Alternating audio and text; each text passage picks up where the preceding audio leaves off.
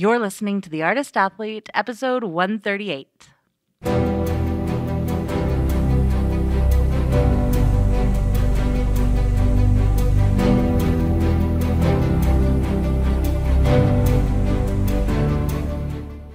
This podcast is dedicated to circus. It's a place for professionals in the industry to share their stories, viewpoints, and information, and a place for outsiders to get a sneak peek into this world. Hey, friends, fans, and foes, I'm Shannon McKenna, and I'm the host of the Artist Athlete podcast. It's getting to be close to summertime, and I will be taking a break from podcast producing over the summer.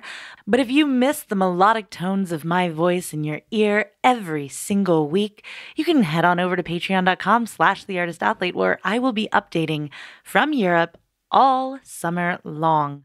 Again, that's patreon.com/theartistathlete. My guest today is Billy Alwen. Billy Alwen is the co-founder and artistic director of Cirque Bijou, an experienced creator of outdoor spectacle, street circus, and street theater since 1999. He started his circus life as an aerialist. Oh, I literally asked him a question about this and didn't even see this in his bio.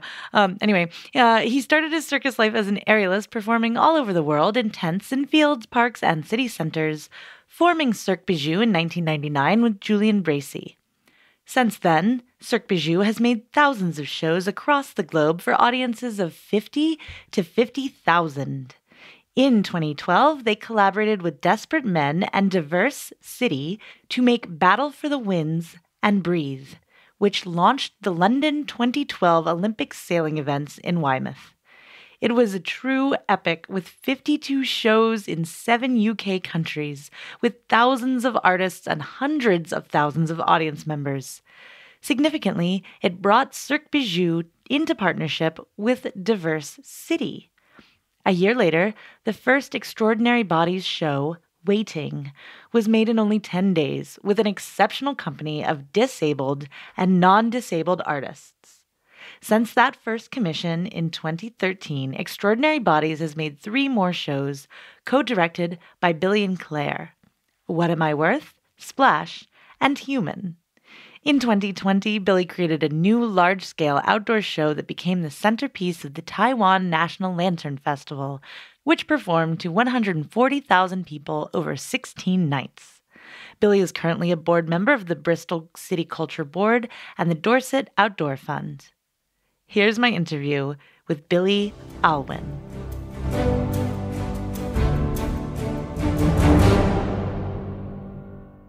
Billy Alwen, welcome to the Artist Athlete podcast. Yeah, lovely to be here. Thank you for inviting me. Really, really pleased to meet you. Yeah, you as well. Can you share a bit about who you are and what you do? I guess, and we all evolve over our lifetime as in circus. I guess I'm an artistic director. But, as you know, in circus, we do everything. So, sometimes I'm sweeping the stage or gaffering something or occasionally rigging something. But, yeah, occasionally I get to do some directing, which is what I enjoy now. Fabulous. Let's take it back to the beginning. What's your history? What's your background? Do you come from circus? Do you come from theater? Well, I don't come from circus in the traditional sense. I'm not part of a circus family. I haven't got like a, rich heritage of circus people behind me. But I got into theatre pretty young. I was always backstage. I was never on stage. But then I don't know where it came from. I suppose it's a couple of ways. I think I went up to Edinburgh Festival. It's always these things when you're young, you think, okay, everything's going to get better and be more exciting. And in fact, probably one of the most enjoyable things I ever did in my life was when I was 17, 18, a bunch of us from school theatre group company got together, found a mate's old bus, 1964 made Bristol Gardner bus, which is a very old-fashioned make, actually made here in Bristol where I'm living. We took the bus up, converted it into a theatre, turned the seats around, put a stage in the back, and drove it up to the Edinburgh Festival, which is a really big, fringe festival. And we took some actors up. The actors kind of abandoned us pretty much straight away because they realised that actually it's a bit more serious than we thought. And we were like, okay, there was a bunch of us left with no actors and nothing to put on them. We ended up persuading a bunch of buskers to get into the bus and do a cabaret. And so we would basically drive around to venues, plug in slightly illegally, park up outside and put on cabarets in the back of the bus. And I don't think we made any, can't remember actually, but we must have charged something, I don't remember. But actually the thing about putting on our own bit of street theatre in the back of this bus, you only can get 25 people in a bus. I guess kind of started me off thinking, I'm not totally into theatre in a building. From there, I got into street theatre, writing street shows, still not in it. I ended up running a stage in Glastonbury Festival, circus and street theatre, and saw a lot of massive shows. And then accidentally became an aerialist, kind of. Accidentally? Well, yeah. I mean, we took a show to Glastonbury. Well, I was kind of putting on, so I was, being stage managing, producing this little stage in Glastonbury. It was a long time ago, 30 odd years ago. And our stage was made of pallets. It wasn't like the kind of Glastonbury is now. We took a show, a bunch of us. In fact, I think, my current co-partner in the company, Julian, who runs Cirque du Soleil with me, we took a show, and one of the aerialists who was meant to be in the show got injured, and I'd done some climbing, and I thought, I can do this, and did it. But I think in the middle of the show, I dislocated my thumb during the middle of the show, and I was doing doubles with somebody, and I almost had a bad accident. I thought, at that point, I thought, I'm either going to go, this is a really bad idea, I need to actually do something else in my life. But anyway, I decided to spend 3 years training as an aerialist after that. I thought I'm going to take this seriously, and ended up training with a great circus artist called Jackie Williams at that time. She was Jackie Williams. She was an ex-Soleil artist, and I trained in Bristol. And then, became an aerialist because I thought, okay, I'm going to do this seriously. I'm not going to, I'm not going to get up there without knowing what I'm doing anymore. It's harder than it looks, isn't it, Billy? It's harder than it looks. It's harder than it looks, particularly, when you think, you can just busk it. So, that's what I did. I trained for 3 to 4 years as an aerialist and ended up performing as an aerialist for, I guess, 10 years. What was your discipline? I didn't even know that. I had a double static act with a really great partner. I then did double swinging. I did cradle, and then I ended up at the end being a flying catcher, which was the most fun I had and the most addictive thing. Yeah, for sure. I wanted to ask you about Cirque Bijou, your circus company of 20 years now. Yeah, how did that all get started? Because it sounds like, as many careers in the arts happen, it's somewhat accidental, somewhat delusional beginnings, and then at some point you turn around, look over your shoulder, and realize you've maybe done a few things. But to start an actual company, a circus company, you do have to file some paperwork. So when did the decision to get that all together?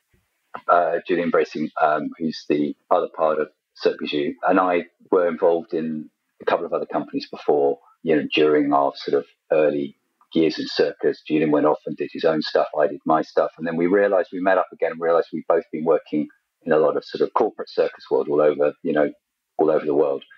And we thought, we're better off trying to do this together. And so we decided in 1999 to sort of put it all together and make something happen. And actually, it was at a time when there was quite a lot of commercial work started happening in Britain. Circus at that time was, quite new as a sort of art form, as a profession. We're still trying to work things out. I mean, you all think, God, the things we did that, back then. We put a lot of big shows together very suddenly, and it grew very quickly. And we were still trying to perform as well, because both of us were performers, so we were still going out and performing. But I think it became clear after 3 or 4 years that we couldn't do both. We couldn't produce, direct, and make shows and still perform. Mm-hmm. So we both kind of slowed down and we got more into producing and directing. I think the thing that probably, is hard for any performer, you're making that transition, is giving up that kind of adrenaline and that buzz of being on stage and performing. And for me, a lot of it was a physical addiction to training and being a performer. And I kind of gave up quite suddenly. And I guess it's coming off any kind of addiction. You have a bit of a hangover. And I think I got a bit grumpy. I was probably a bit grumpy at that point. I can imagine. I think, I think giving up all of that, I gave up too quickly, probably, But anyway, so it started off really from us being performers and artists. It says on the website that you push the boundaries of contemporary circus. And I get this feeling from speaking to you right now and others in the UK that you all kind of had the Wild West of circus going on, where you were just kind of like figuring it out as you went. Whereas in North America, it feels like we had a lot of time-honored tradition, and there was a different kind of circus culture where rigging and these kinds of like practices were brought over, usually from Russians or other places. But in the UK, how did you all figure out how to create? I mean, I'm looking at some of the creations and what's on your resume, and these are very large-scale productions. Did you eventually get to bring in consultants? Did you go other places and learn from other people? How did you grow it into the massive? I mean, we're looking at like Olympics and these very large events.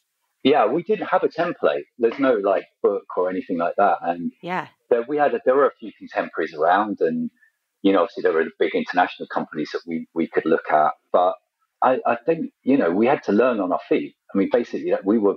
I mean, we weren't completely making it up, but yeah, we had to learn. We had to learn very quickly. I mean, we brought different skills into the company. Both Julian's a designer. I'm kind of come from more theatre and more interested in that writing side and PR and marketing. And I mean, we learned to collaborate. I mean, collaboration for us is the key. We brought, like you say, I wouldn't say consultants, but they're creative partners, and we brought some clever people in to help us make those shows and artists. And growth of Cirque du Soleil is down as much to the people we've worked with. It's not all down to us. We've worked with some amazing, continue to make with some amazing people. But yeah, we are all. I think I think you could speak to Julian, you'd say the same. We're always on the edge of what we know and what we think we can do. We're always trying to push that sort of knowledge and that level a little bit further. I mean, not completely past our comfort zone, but we're always trying to be on that edge, because otherwise, we get bored, but also the clients get bored. Our client wants new stuff, the audience wants new things. So I don't feel like I'm always in my comfort zone when I'm making shows, because I don't think I'm always. I don't really like completely being, because if I'm in my comfort zone, then it's not gonna be that exciting. So, but I think the way you deal with that is you bring really clever people around you that can help you push it. If it was just us, yeah, that kind of gets quite scary. How do you spot a clever person? I guess, you kind of, it's your network, isn't it? Your network of artists, your network of video makers. We work with all sorts, met some clever video people, riggers, technicians. You look at what people are doing in other shows. I go and watch a lot of other shows and think, oh, they're doing something clever in that. And I go and speak to them after and say, come and do something with us. Or I often will go and watch a show and think, wow, that music's beautiful. Who wrote that music? I'll go and have a chat. Could you come and try something out? I mean, we like to work with people that we build a relationship with. We work with people over many years. And I think, that's the joy of what we do, is the collaboration, is the meeting of other creative minds. And I would say, a lot of the work we make is devised, which means for us, the creativity is shared between us and the artist. I mean, sometimes, yes, we act as the director where we go, it's this, it's this, it's this. But often it's a conversation with the artist, which is where the devised work comes from. Aside from Extraordinary Bodies, which I want to get into in a moment, what has been one of your favorite projects, one of those moments where you felt like you were really outside of that comfort zone? Well, I suppose you mentioned the Olympics, and that kind of leads on to Extraordinary Bodies. The Olympic Games in Britain, 2012, most of the work was happening in London, but not all of the Olympic events were happening in London. So the sailing, windsurfing, all those things were happening in Weymouth, which is in the southwest. We were determined, we're a southwest-based company in Bristol, and we were determined in the region to celebrate the Olympics coming to the southwest. There wasn't a huge amount of support outside for the Olympic organisation. There wasn't really any funding, but our Arts Council, which is a major funder of the arts in the country, were supportive of trying to make something happen with us, with a bunch of companies, a bunch of organisations in the southwest. So we really pushed for that, and we came up with another company called the Desperate Men, which is a street theatre company. In fact, they're based below me in the building. Been going for, well, God, they're going to kill me for not knowing. 30, 40 years they had their anniversary. And Wow. I'll get in big trouble for not knowing. Exactly. But anyway, the Desperate Men were sort of part of that. And we created a story and a narrative, which was about the 7 counties, the 7 areas of the region, each one building a machine to capture the wind, to take to Weymouth, to launch the sailing. So we commissioned 7 teams of artists to build man-made, person-made, wind-gathering contraptions, processional performance contraptions, and everybody created different things, and all those contraptions came together. So they did shows around the region. We did about 52 shows before we got to Weymouth, and then all those contraptions came together for a massive parade, and then onto the beach to perform a big show, which included cranes and landing craft and the Royal Navy and ships and all sorts of and importantly a company called Diversity, of which kind of created out of which created Extraordinary Bodies. And the one thing that we made a decision at that point to do, both us and Desperate Men, and then in collaboration with Diversity, is to not make a Paralympic opening show or an Olympic show, just make a show that would celebrate everybody, diversity in its fullest sense. So disabled, non-disabled, diverse. I always feel quite strongly about that. And I really understand that disabled artists appear only in the Paralympic show. I don't understand that. And we made a conscious effort to make one show to launch the Olympics in Weymouth. And really, all of that energy to create that came from a lot of companies and a lot of people and a lot of goodwill from the Southwest and the Arts Council and all sorts of people, because there wasn't much support outside the region. So we made this effort in the region to make a big project. That was big, massively outside of comfort zone, because we were working with, in the end, the show probably involved 2,500 people. Wow. It involved many people are across the region, builders, makers. It was a massive project. But I think what happened for Cirque Bijou is that rather than put us off, it gave us a real desire to do more shows of that scale, because we just really loved it. I mean, it was challenging. We put the show on the beach, and trying to drag 2-ton machines across sand takes a lot of effort to bury all that cabling and dig it out again in sand. To do that in that scale on a beach, which is where it happened, was monumental. And then we were dealing with a disabled cast of around 150. Some came from Brazil, working with Diversity, of which they are our partners in Extraordinary Bodies. We were having to put life-saving equipment for some of the artists on stage. We had to have backup power. We were flying disabled artists in the air from cranes. All of this was new to us.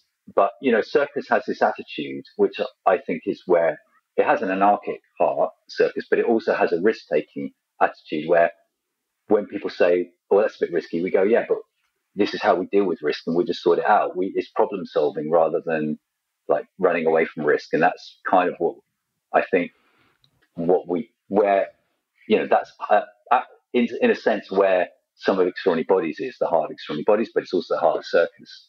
I read in, I think it was in The Guardian or something, a quote that you said where circus artists are very good at evaluating and assessing what's actual risk versus what normal people walking around on the street interpret as potential risk. And rather than avoid it, as you're saying, we manage it. What this sounds like to me, the word that's popping into my head is spectacle. In the greatest sense of the term, this very large, very spectacular event that could only be created with a circus mindset. Because how else could you build something so big and so fabulous? Well, there are great visual storytellers, companies around the world that do this scale of work. But I think what we wanted to do was put circus at heart. We wanted to put diversity at heart. We did want to tell stories, and we told simple. You have to think about the level of story you can tell at that scale. So it has to be quite simple and clear. But yeah, storytelling is always been at the heart of our work, even if it's simple visual storytelling, poetic.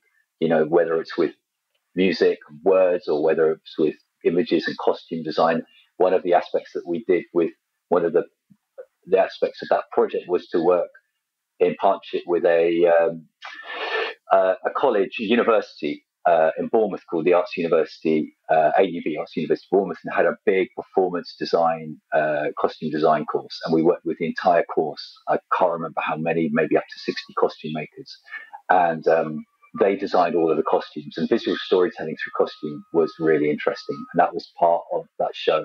You know, there were many different partners that made that project happen.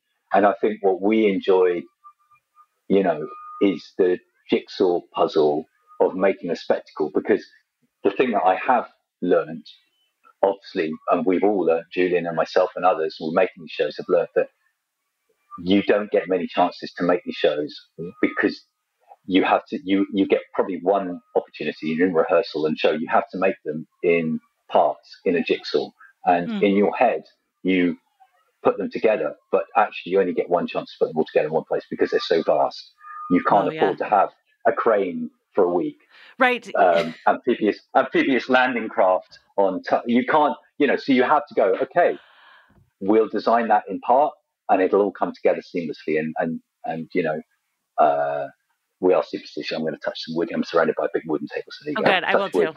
too. We've done. Yeah, it's okay so far. All right. But you know, there are many things, many parts, moving parts to all these shows, and many people. So I'm trying to like fathom the situation where you're in, where you're like, okay, we need these 10 people to dive off of the side of this, which means that we're going to need a boat or some kind of rescue crew to come around and pick them up.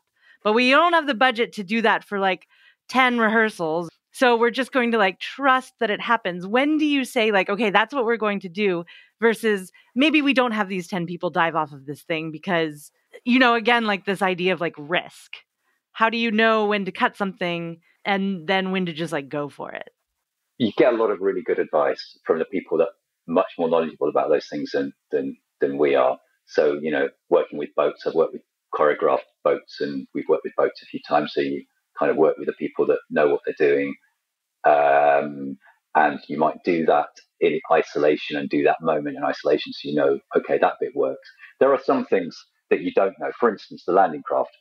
Basically, what we didn't figure out is that these landing craft have vertical engines, so they can actually hover in the water. They can turn themselves so they're facing into the water and they hover. But what they do is they drill holes in the sand, and what that means is that your artists are walking alongside the boat, or the servicemen disappear into the holes because they've just made these giant, and they disappear from view accidentally. And you know, kind of don't these. You don't know these things, and these things happen. You go, okay, yeah, all right. Okay, that happened. We're trying to avoid that again. I mean, the things just happen, you know, because you're talking about things that are slightly beyond your knowledge.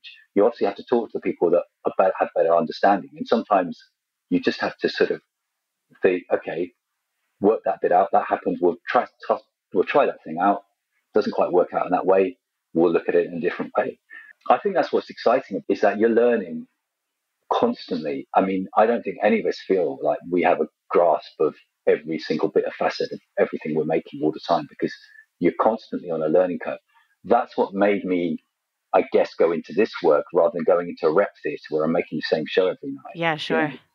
Although actually with Extraordinary Bodies we are doing that, but I am enjoying that now. But well, that's what I mean. Making...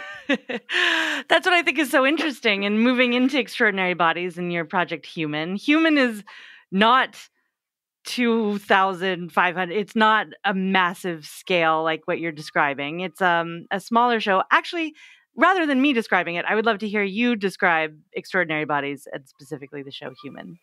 Well, Extraordinary Bodies came from that moment in 2012 when we worked with Diversity, who were our partners with Desperate Men, to make that whole project. And they brought all this expertise of working with disabled artists and the young people that they brought in. And they brought in a whole group from Brazil. And we learned a huge amount.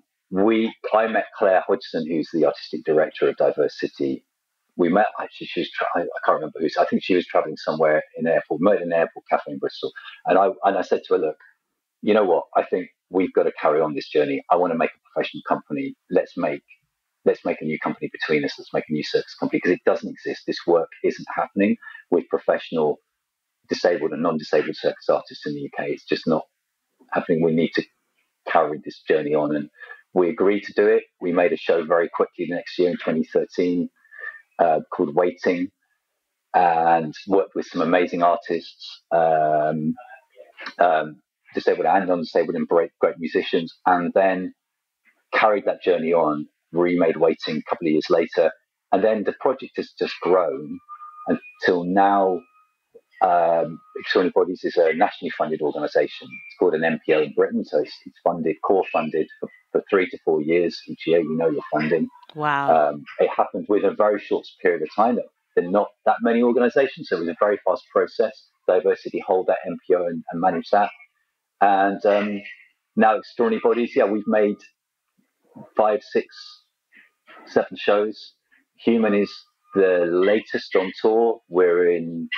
Jamie Bedard, who's one of our artistic leads, is making, directing, writing a new show called Delicate, which is going to go to Norway in June. And then we're working on our next big show, Waldo's Circus of Magic and Terror, which is going to be an indoor musical circus with music, which is going to premiere in 23. And that's going to be probably our biggest show. But Human has come about, I guess, actually, is a child of COVID. And I mean, if COVID did something good, for us, it was Human. Yeah. Do you want me to explain? I mean, COVID has obviously caused the arts and all of us, and personally, it's been a terrible thing. I wouldn't redo it. Let's just put it that way. No, like if I had an option to go in the other option, I would have chosen that one. No, but But that doesn't mean great things haven't come out of it, and those both can be true at the same time. Yeah, I think so. I mean, I definitely no. Let's not really. I mean, there are times when both organisations thought we were threatened and we were not going to come out of this time. But what it did was it meant that we were meant to be touring the show What Am I Worth, which was our show before this, an outdoor show on a big sort of revolving 6-meter sort of sphere. Very exciting. We loved it. So cool. We were meant to be touring that in 2020.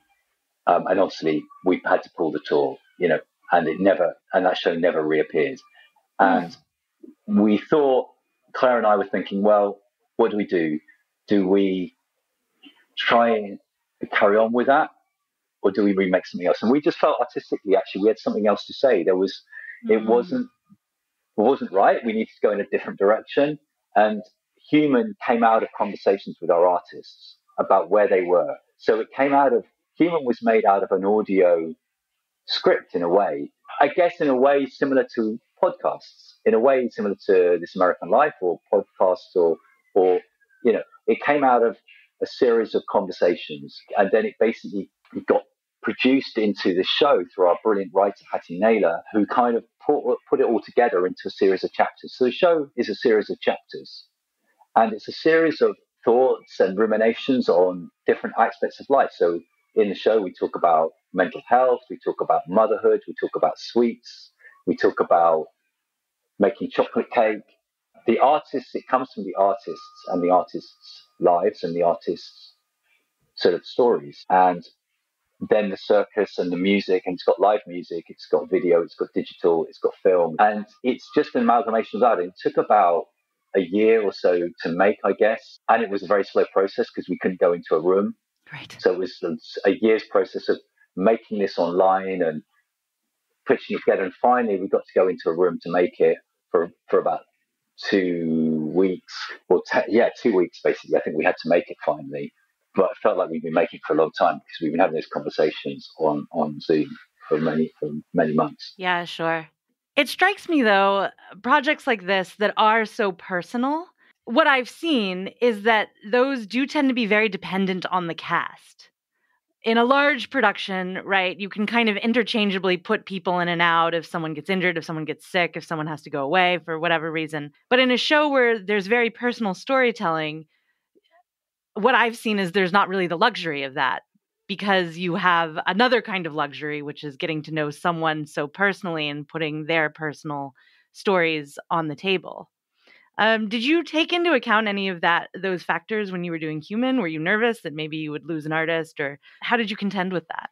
I'm just smiling. I'm smiling a lot when you're saying, because that is completely, absolutely true of where we are at the moment. Because there's several things that happened. One, that we've got a great artist called John Kelly, who's a fantastic musician, singer. He was meant to be in the show, didn't feel comfortable actually coming back to performing live. So Claire and I had to think quickly and think, okay, how do we keep John's story? How John's music is John's singing and story is in there. How do we keep that in? How do we reshape the story? So we had to write a new character.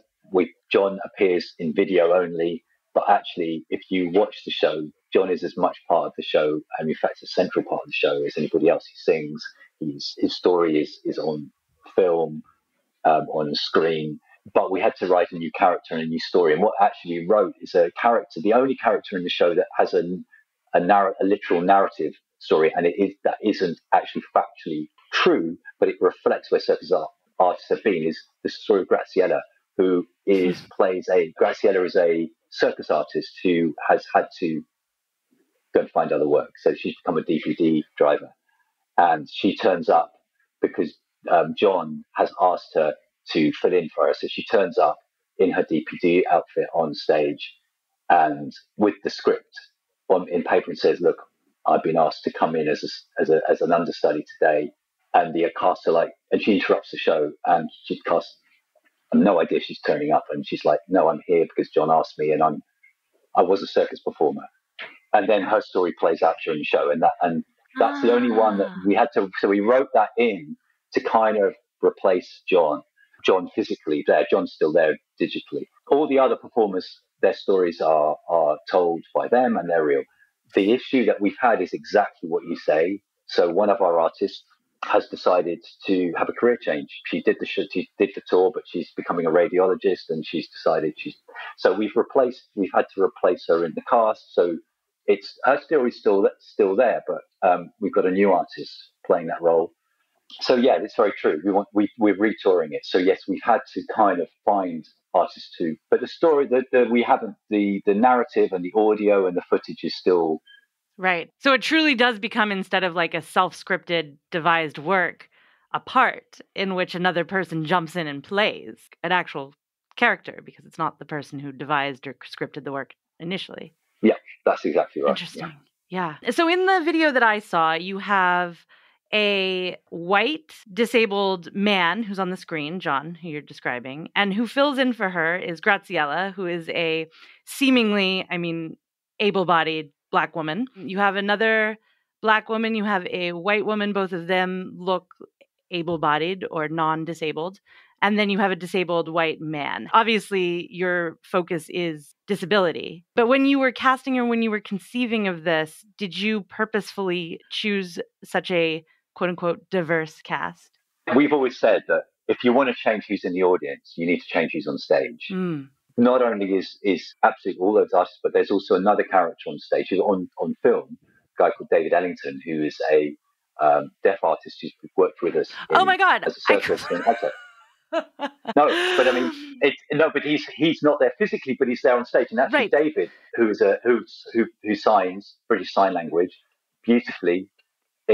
Even if you're not a BSL user, and it's a beautiful piece of performance, and I think you get something even you're not a BSL user. But David is also there. Yeah, yes, absolutely. I mean, we are very clear about having a gender balance, about having diverse cast.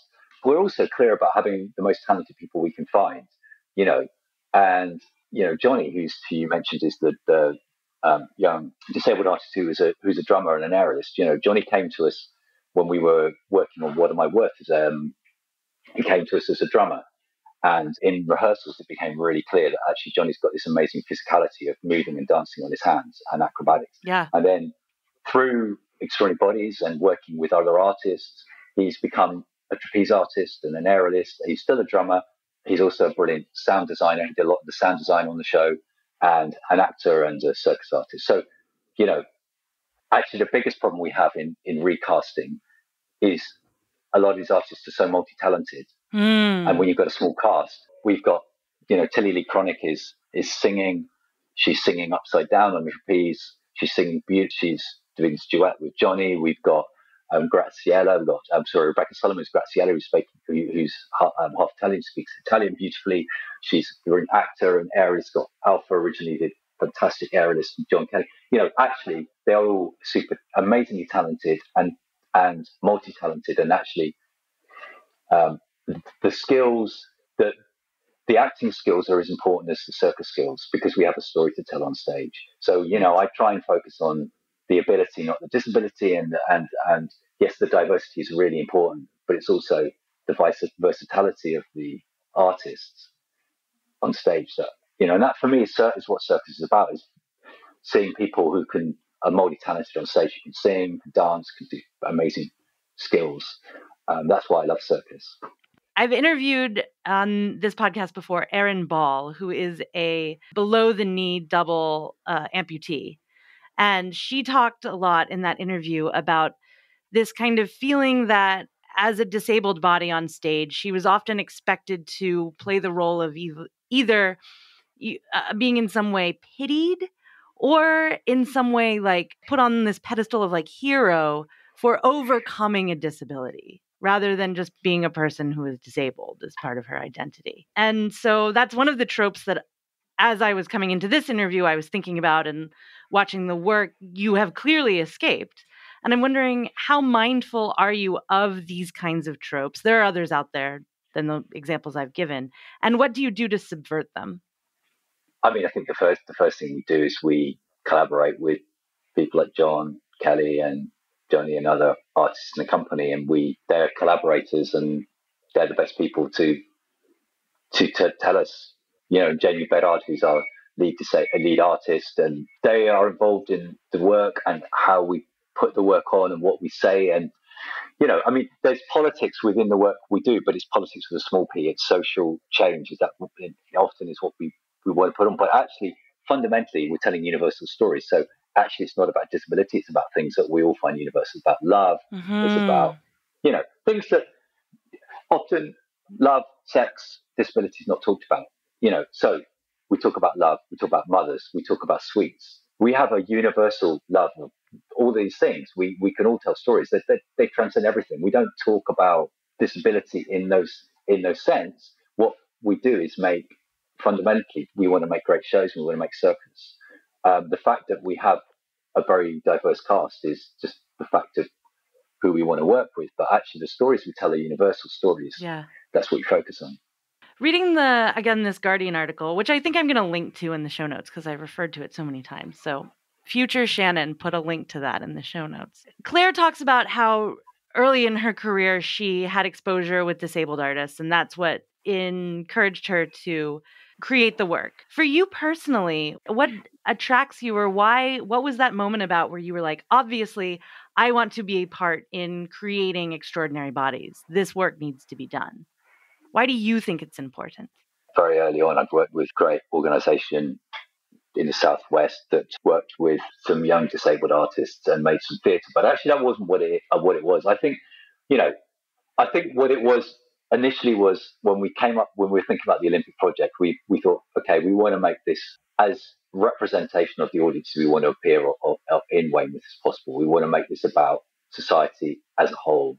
And then to do that, we need a cast that represents that and a cast that is diverse in all those ways. So not only disabled, but diverse in age, gender, all of, But I guess meeting Claire and her young company at that time in Bournemouth, and all of those amazing young artists, which I still work with, many of them, and we still work with. In fact, my wife and my daughter are going off to work with them next week, and they're still a big part of the youth company, EBYA, big part of what we do. They, I guess seeing the potential of making circus in a different way. And it was just about subverting circus in a way, about finding different ways to tell stories. It's more about the ability. I mean, to be honest, it's about finding out what we can do with all of our bodies in exceptional ways that can make really interesting circus. For me, it's about purely about making interesting circus. Obviously, there's a social change, there's a political thing that we're also, I suppose, underscoring between Claire and I, both political in that way, but actually, we want to make really interesting circus. And by working with people with different types of body, really diverse types of body, it makes you think about circus in different ways, makes you think about making equipment different ways. You can't, a lot of our equipment is made for people with 2 arms, 2 legs, right. Silks. But I mean, we've made, in all of our shows, we've generally tried to make pieces of equipment that are new to all of our artists. Wow. That are level playing field. So basically, everybody's approaching it in a different way. And that means what you do is you find everybody comes at it with more interesting things. You're leveling the playing field. That's what I'm finding interesting. I mean, really just to find a different way of making circus. I still obviously make lots of shows, but I make shows. I think the thing for me also was, to make sure that circus really brings disabled artists completely into it. It needs to be commercial and non-commercial. I mean, not just subsidized. And, we're starting to do that in Cirque du Soleil. We're encouraging others to do that. There's still a massive long way to go. There's not enough young disabled artists coming into circus training schools, et cetera, et cetera. We're at the bottom of the mountain. I wouldn't pretend that we've achieved anything. We've achieved some things. That's not fair. We have achieved some things. Yeah. But you know what I mean? You always think, we've got a long way to go. But for me, it's primarily about making great circus shows and storytelling. And Claire and I are theatre makers and circus makers, and we just want to make great shows with great artists. I don't really care who they are. They just got to be really good and skilled and great devisers and great collaborators. No, yeah, I think it's absolutely brilliant. And I think, reading over these articles and these thoughts you were talking about, just what you're saying now about the participation of disabled artists in circus schools, encouraging them to come and learn these disciplines, learn this art form. And there was a part of me that was like, well, it feels a bit irresponsible because are there the jobs out there for them? And it becomes this chicken and egg situation, right? Where if you don't have the people, you can't hire them. But if the jobs aren't there, then why would the people try to get the job, where it's that circular thing. And I definitely think that you're interrupting that by creating a space in the market for disabled artists. And I think that's brilliant. That's our biggest issue is talent development. It's supporting and finding and a lot of artists, disabled artists that came to the Olympics and came from that, came at an older age. They were probably more sort of former actors and came into circus that way. There are not enough young people. And actually, a lot of people come from informal training, informal social circus, different, not through the schools. And the biggest challenge we have is not the amount of opportunities and work, it's actually the artists and the cast.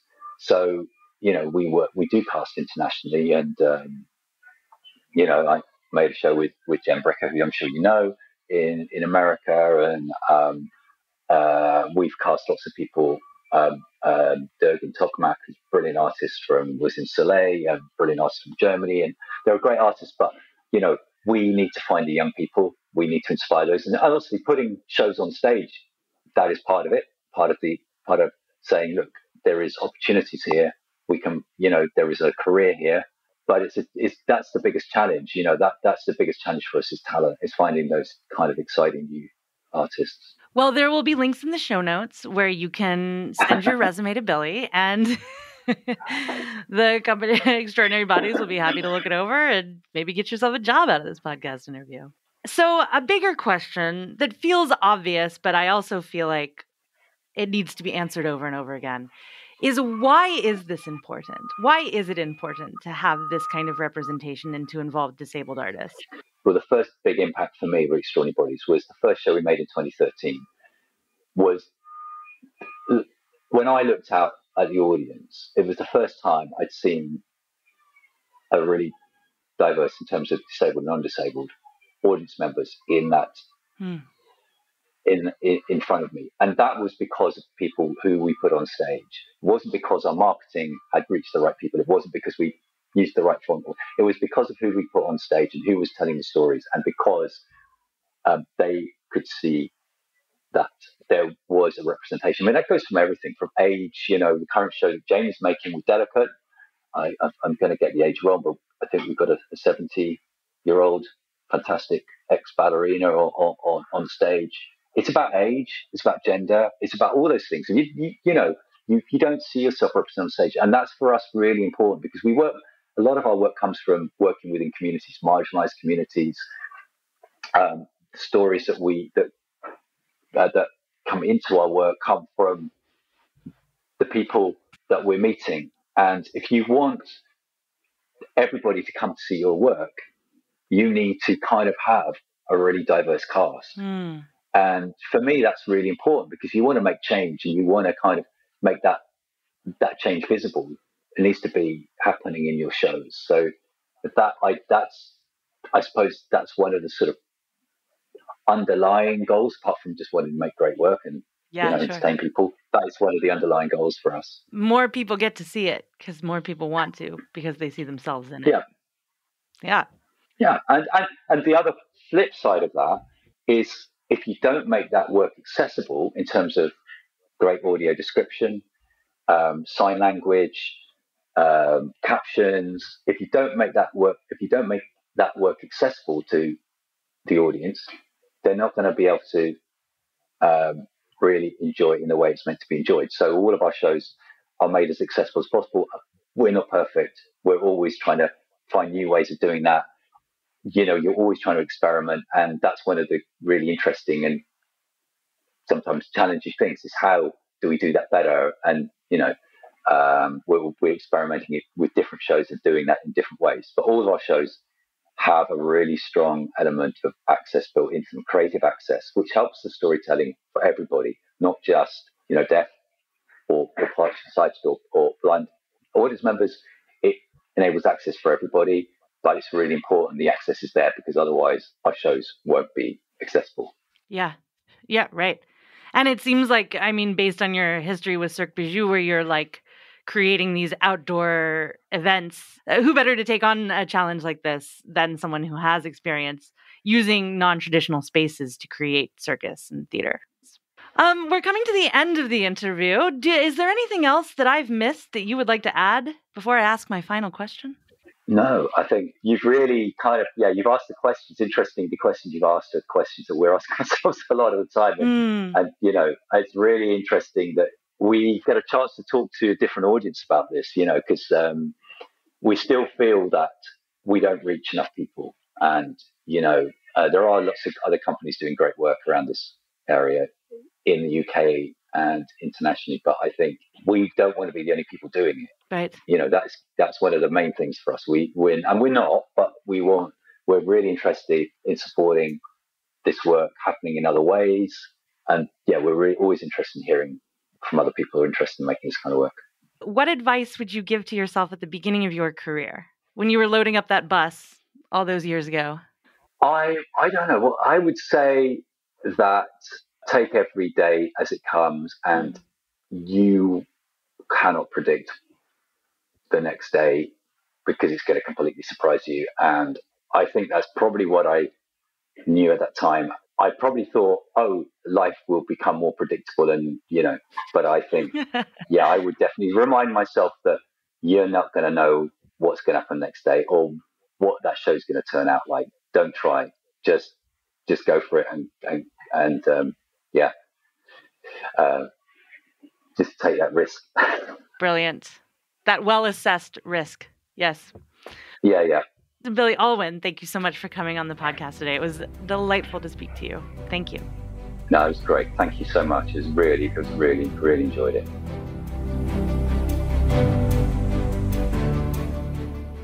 Thanks for listening, friends, fans, and foes. I'll talk at you next week. In the meantime, go to patreon.com/theartistathlete and show some love, send some support, just like these fine Patreons that you're about to hear the voices of right now. The Artist Athlete podcast is supported solely by donations from people like you. Here's what some of those people have to say. Hi, my name is Noah and I do hand balancing. Hi, my name is Woody and I do Leo work. Thank you for listening to the Artist Athlete podcast. Hi everyone, I'm Dominique, a ground acrobat, trapeze artist, and coach, currently bringing circus to the extremely cold but very beautiful Northern Ontario, Canada. Circus has changed my life and I'm so grateful to everyone in this community. Find me on Instagram at DomUpsideDown or my website domupsidedown.com. Aloha! My name is Beth Russell and I live on the beautiful island of Maui, Hawaii. I am an aerial artist and movement instructor specializing in chakra yoga to keep me balanced and grounded. I play with silks, trapeze, lyra, rope, acro, aerial yoga and dance, slacklining, pole, bungee, and climbing. Really anything that goes up and allows me to explore 3D space. You can find my dedicated aerial page on Instagram at Maui Aerialist. If you find yourself coming to Maui, let's play. Hey there, friends, fans, and enemies. This is Chris Alston, Patreon of the Artist Athlete Podcast, straps artist and lyra performer and acrobat out of Greenville, South Carolina. So if you're ever passing through, make sure to stop in and see me and my friends. We have a wonderful space, and we'd love to see you. Hi, my name is Erica Lee. I'm from St. Louis, Missouri, and I'm an aerialist. I teach performing arts to elementary school during the day and do pole and swing and rope by night. I really like the Artist Athlete podcast because it gives me a lot of circus goals to look forward to. It gives me a lot of insight on what's going on around the world in circus, and that's why I'm Patreon. Hello all. Thank you for tuning in to the Artist Athlete podcast. I am Opal Schwartz from Minneapolis, Minnesota. If you're ever in the cities, feel free to stop by the Aviary Minneapolis. It's a great time. With that, I hope you all have a wonderful rest of your week, and goodbye. Hey there, artists and athletes. This is Andy Smith, owner and artistic director at Saltaire Circus School in Jacksonville Beach, Florida. And I want to thank you for contributing to the Artist Athlete podcast. If you ever find yourself down in Florida, come check us out. Whether you're an artist, athlete, or someone ordinary just looking to be extraordinary, we got a place for you.